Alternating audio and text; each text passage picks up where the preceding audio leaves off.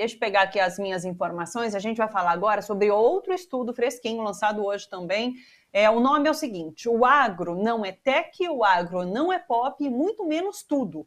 Esse documento foi elaborado pela Associação Brasileira de Reforma Agrária, a ABRA, em parceria com a FES Brasil, e aponta as consequências do agronegócio aqui no nosso país. A gente vai receber uma das autoras para entender melhor, é a doutora em Geografia, vice-presidenta da ABRA, a Yamila Goldfarb. Yamila, sempre um prazer te receber. Tudo bem com você?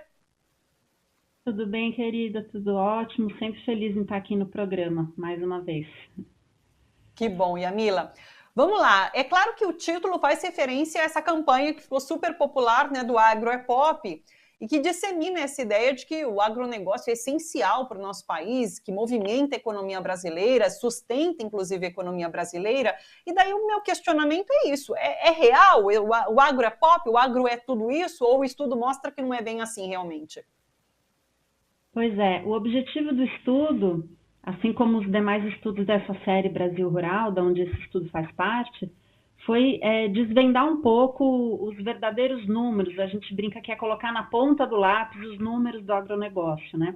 Porque muito se fala da importância do agronegócio para sustentar a balança comercial brasileira, por exemplo, mas é preciso olhar para esses números de fato, né? E é preciso colocar tudo na conta, não apenas a balança comercial. Então, o que a gente percebeu analisando, por exemplo, transações correntes, o que esse setor recebe como crédito, o que esse setor recebe de subsídios, de isenções, quando a gente analisa todo o quadro, né, o que tem de arrolamento de dívida, né, o que não se paga da dívida, o que a gente percebe é que não é assim tão pop, tão tech, tão tudo isso. Gera pouco emprego, poucos postos de trabalho. Então, por isso, esse título do estudo, justamente fazendo frente. Eu acho que o agronegócio é um setor que precisa de muito marketing para sustentar todas essas benesses, porque se a gente vai olhar, de fato, o que ele deixa para o país, é muito pouco. Por isso a gente escolheu esse título já como uma provocação e um convite às pessoas a lerem isso para entender na ponta ali do lápis do que de fato representa o agronegócio para o Brasil.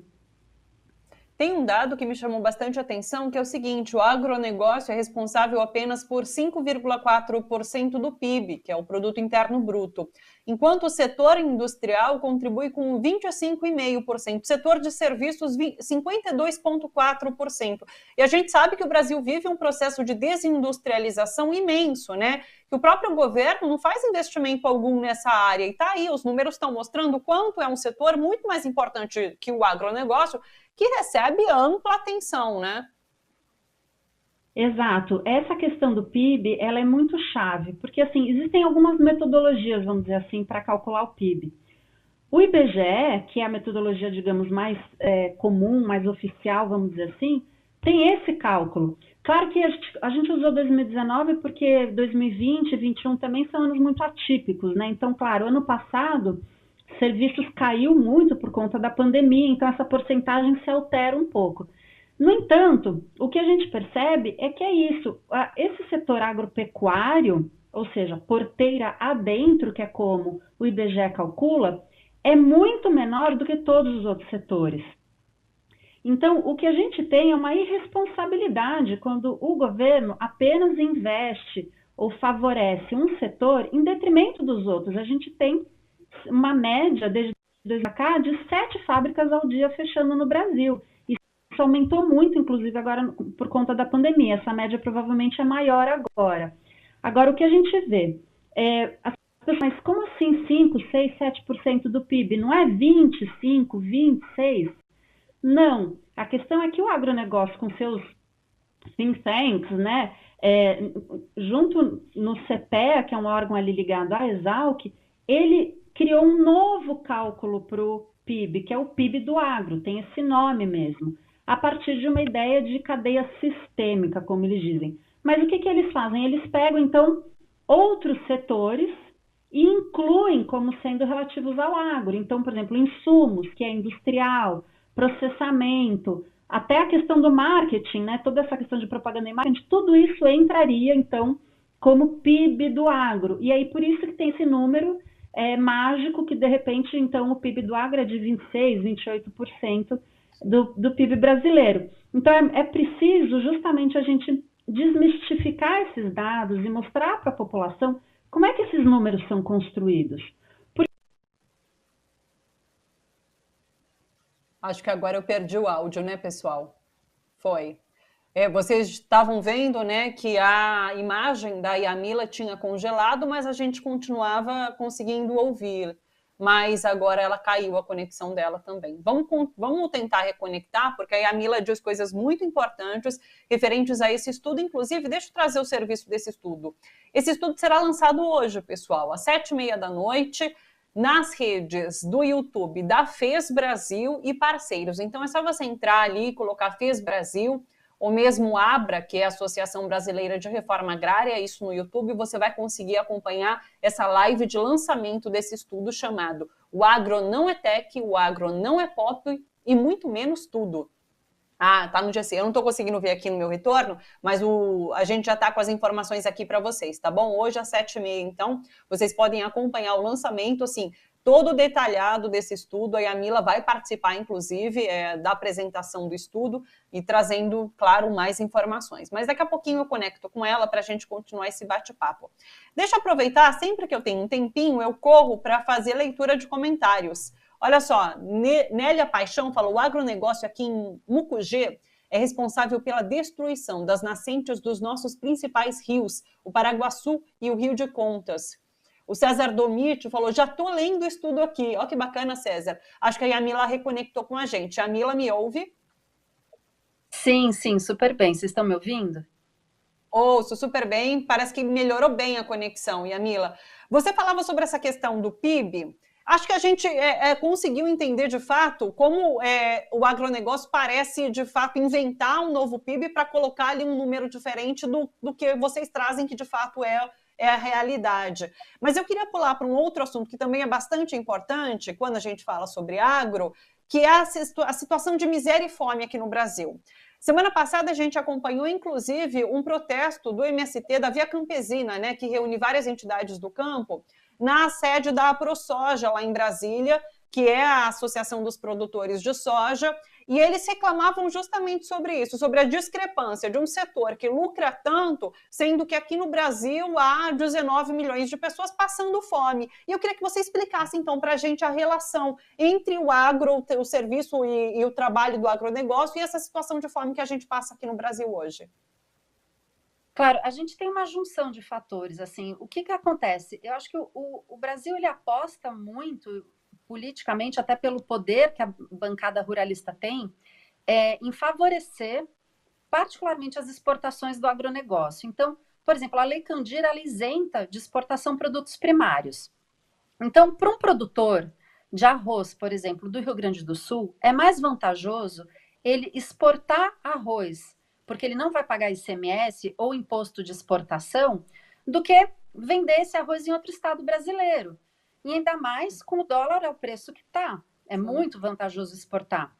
Então, claro, começa a faltar produto interno, né, produção de alimento internamente. Ao mesmo tempo, todo esse incentivo que existe, crédito subsidiado, tudo mais, para a produção de commodities, vai fazendo com que muitos produtores deixem de produzir alimento e passem a produzir commodity.